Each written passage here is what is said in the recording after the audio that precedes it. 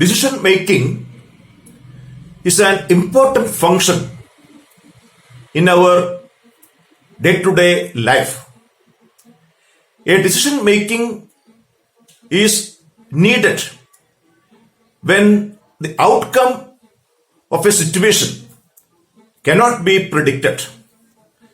There are two types of situations in our life. One is the possible outcome is exactly known in advance. That is known as deterministic situations. In such cases, there is no risk of drawing a decision. In majority cases, the outcome of a decision-making situations cannot be well defined. We have a set of possibilities, and which one is going to occur cannot be predicted exactly. So such situations are challenging to a person.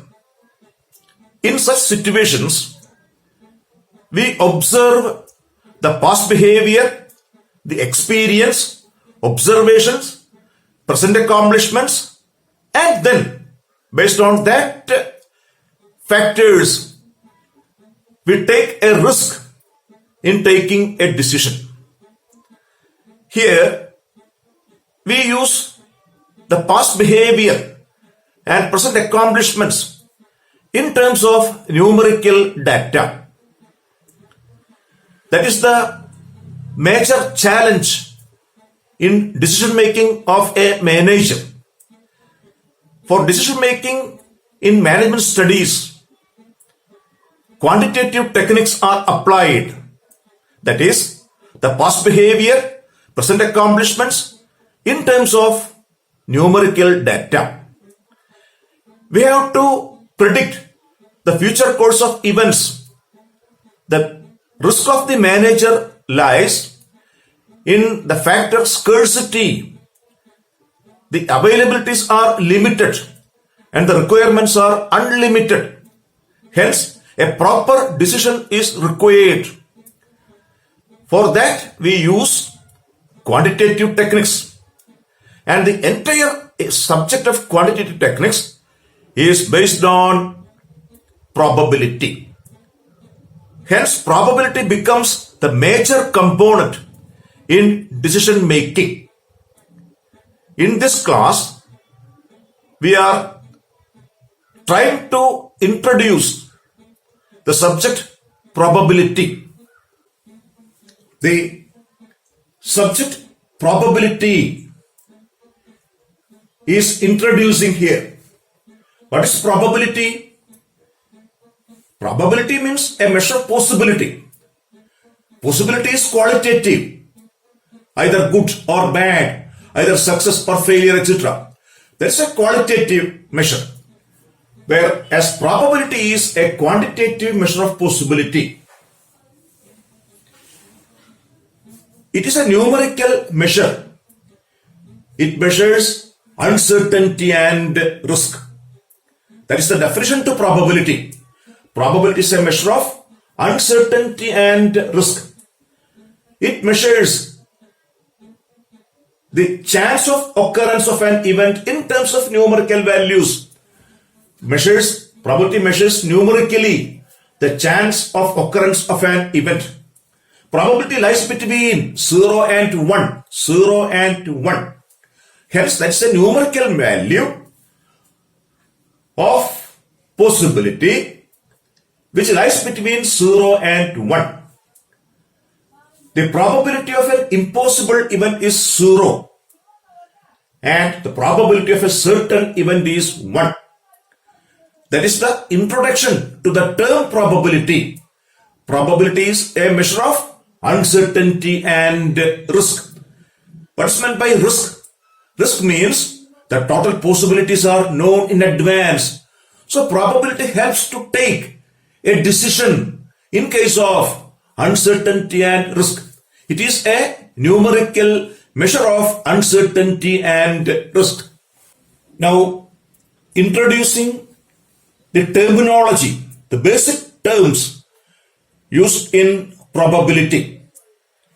The probability is a measure of uncertainty and risk. The first term is random experiment. Random experiment.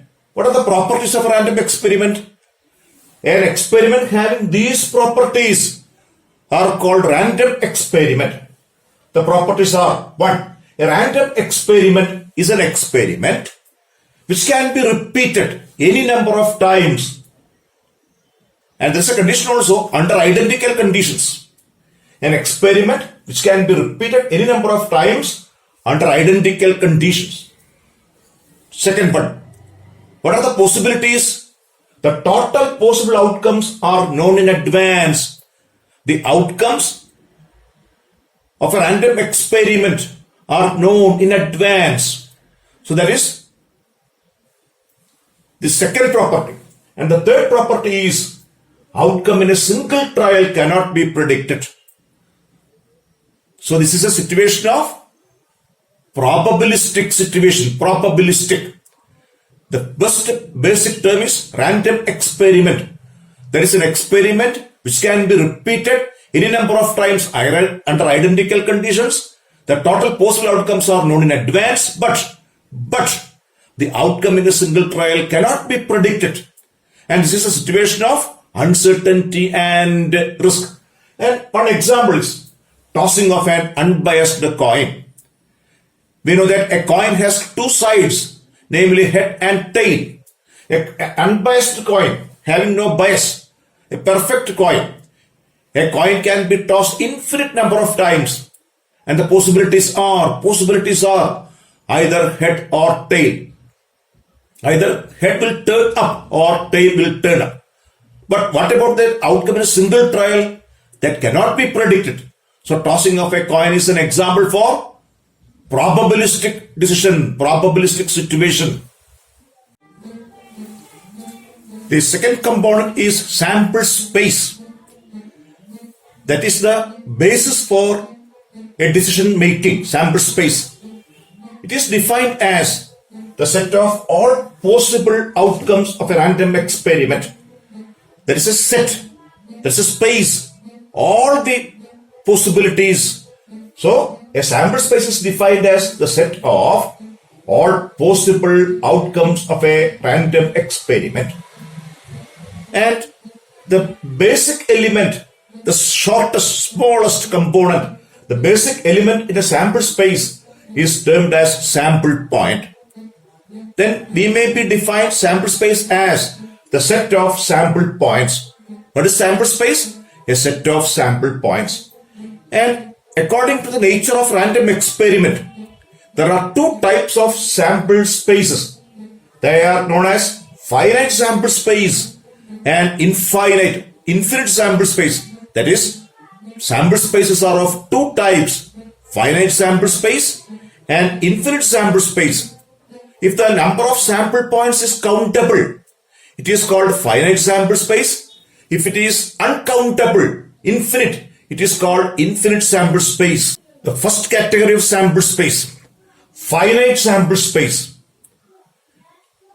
If the number of points in a sample space is countable, finite, fixed, it is called finite sample space. For that, an example is provided. Random experiment, tossing of an unbiased coin twice. An unbiased coin is tossed for two times. The outcome in a single trial, head denoted by H, tail by T. Therefore, the sample space, head in the first trial, a random experiment, tossing of a coin twice, head in the first trial and head in the second trial, or head in the first trial, tail in the second trial, or tail in the first trial, head in the second trial, or tail in both the trials. These are the possibilities of tossing of a coin twice. It's an example of finite sample space. The number of points is 4. There is a sample space consists of countable number of outcomes is called finite sample space. An example for infinite sample space. Random experiment is defined as tossing of an unbiased coin until heads turns up. We are going to toss a coin until we realizes a head. So how many trials are required? What about the sample space? As usual, H denotes head, T denotes tail. Therefore, sample space S is equal to head in the first trial, head. Then the experiment is over. There is a possibility. Other possibility, tail in the first trial and head in the second trial. Third possibility, tail, tail, head, tail, tail, tail, head, the fourth possibility, and so on. So how many experiments are needed for getting a head? That cannot be predicted. We have to toss the coin infinite number of times. It may. The number of times to get a head is maybe infinite. So the number of sample points is uncountable. So it's an example of infinite sample space. A coin is tossed until head turns up. It's an example for infinite sample space. Trial and event. The single repetition of a random experiment is termed as a trial. And the outcome in a single trial is called event. There are some basic terms. For example, tossing of an unbiased coin once. That's a trial. A coin is tossed once. That constitutes a trial. What is the event? Either head or tail. That's again defined in terms of other term. Possible outcomes.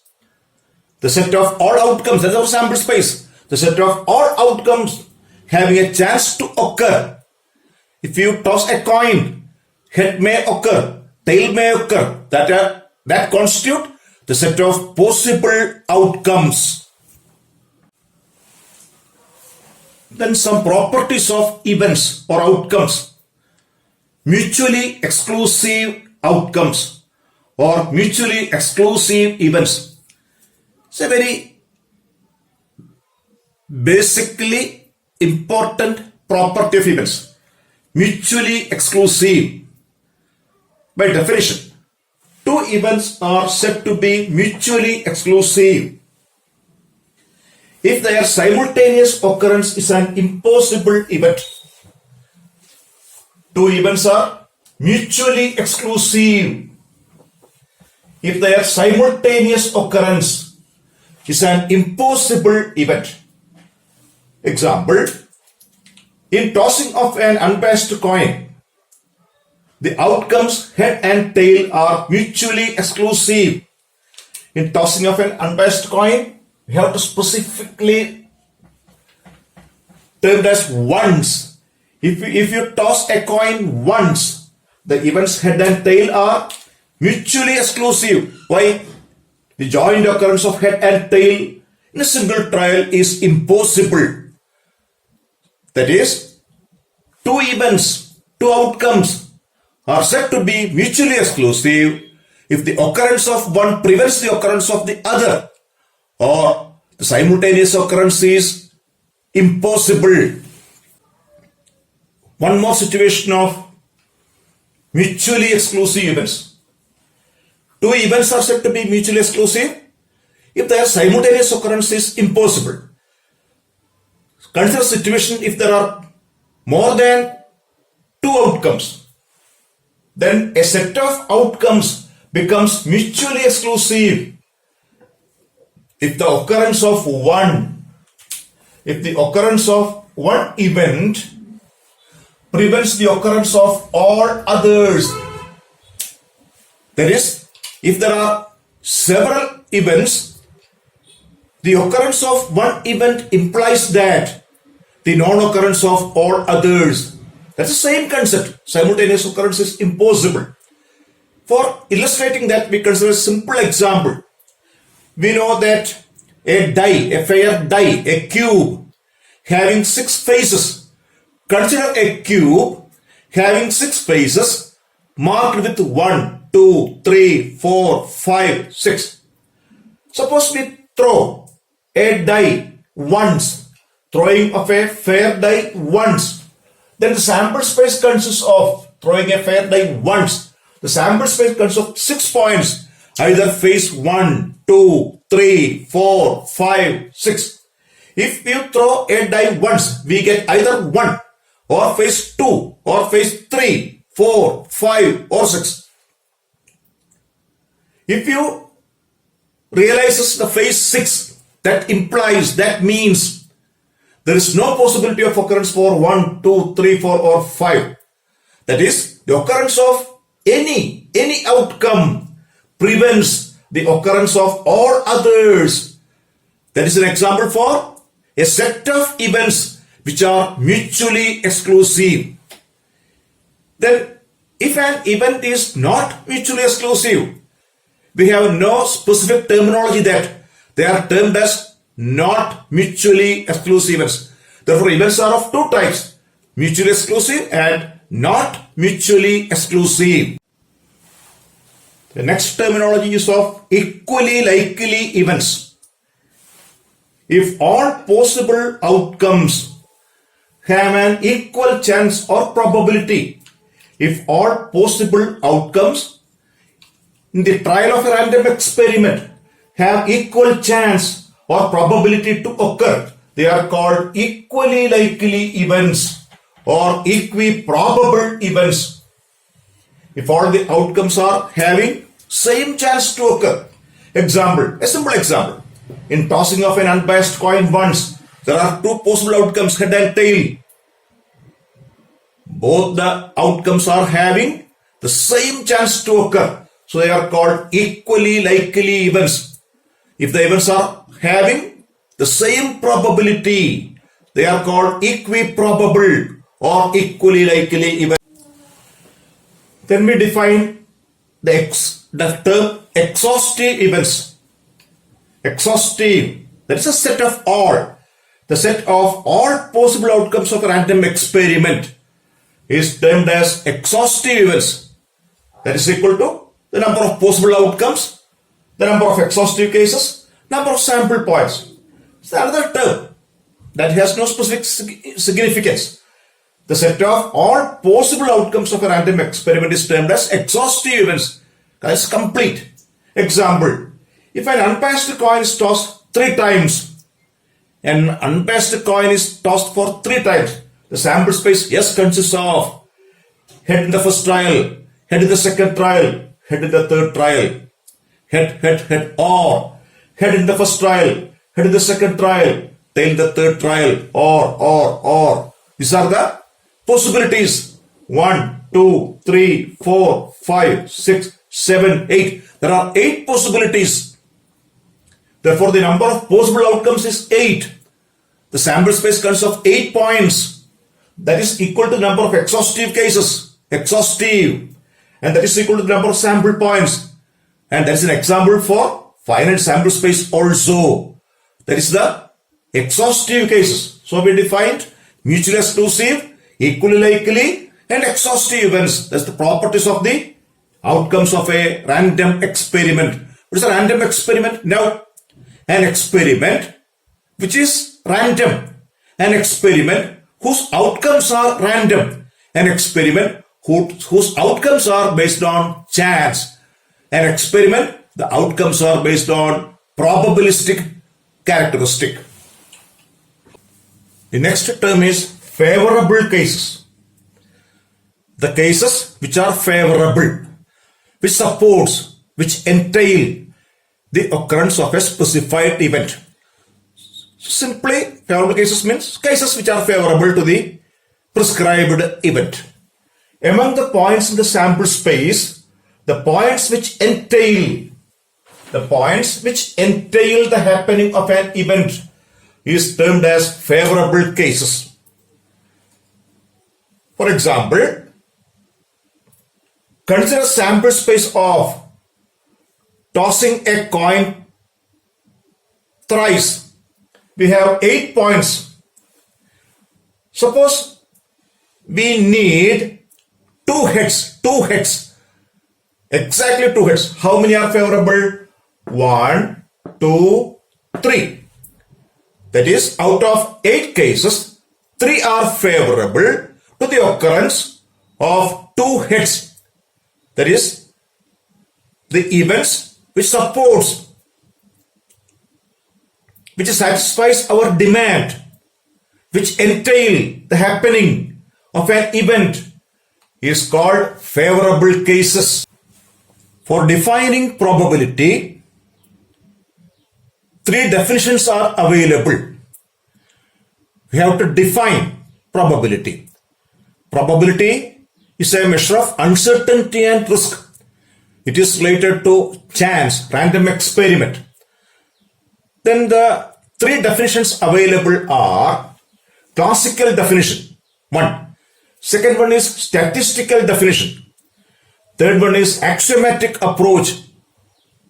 All these definitions have several names. At first we consider these 3 names, these 3 different approaches: classical, statistical, and axiomatic approach. First we are going to explain classical definition. It was suggested by Laplace, so it is also known as Laplace definition. It is the oldest definition among the different definitions. Classical definition is the oldest definition. It is based on theory. It is not based on evidence. So it is called theoretical definition. It provides a mathematical approach to probability. So it is called mathematical definition to probability. So the properties of classical definition or the different names to classical definition: oldest definition, mathematical definition, and theoretical definition. The classical definition. The ingredients are, for defining classical definition, these terms are necessary. Random experiment. We are familiar with random experiment, sample space, possible cases, favorable cases, mutually exclusive, equally likely, etc. Consider the possible cases of a random experiment. That is, consider sample space. The outcomes are mutually exclusive and equally likely. Suppose there are n events in the sample space. Let A be any event and let m are favorable to the occurrence of A. Therefore, by definition, P of A is equal to number of favorable cases by number of possible cases, that is equal to m by n. That is the idea of classical definition. The statement of classical definition to probability. That is the first definition to probability. The statement is, if a random experiment results in n mutually exclusive and equally likely events, out of which m are favorable to the happening of an event A, then probability of occurrence of A is given by P of A is equal to number of favorable cases to A divided by number of possible cases, that is m by n. That is, what are the conditions? N. The random experiment results in n mutually exclusive and equally likely, out of which m are favorable. That is, a random experiment results in mutually exclusive and equally likely, and total number of possible cases. In simple terms, probability of A is equal to number of favorable cases by number of possible cases, that is m by n. Then some properties or some results related to classical definition. By classical definition, P of A is equal to m by n. M is the number of favorable cases and n is the number of possible cases. And the condition is the possible cases, the events are to be mutually exclusive and equally likely. The probability of non-occurrence of A. What is the probability of non-occurrence of A? The non-occurrence of A is denoted by A bar. That is P of A bar. Non-occurrence of A bar. P of A bar is equal to by number of favorable cases. M are favorable to A out of n. So the balance remaining n minus m by n. Then by mathematical property there is 1 minus P of A. Therefore P of A bar The probability of the non-occurrence of A is termed as 1 minus P of A. And this non-occurrence of A is known as complementary event. That is, probability of a complementary event is 1 minus P of A, or P of A plus P of A bar is equal to 1. That is certain. We get either A or A bar. Then what are the properties of classical definition? That is the first definition. It is called classical definition. It is the simplest definition, simple. It is the classical one, classical definition. The simple definition. It is based on theory. So it is called theoretical definition or mathematical definition. And for suggesting probability, we are using the sample space of the random experiment, etc. But in case of a classical definition, the performance of random experiment is not required. It is pre to experiment. Experiment does not require in case of classical definition. So it is called a probability which is pre to experiment. That is termed as prior probability. Prior probability. That's an important term. Prior probability, pre to experiment.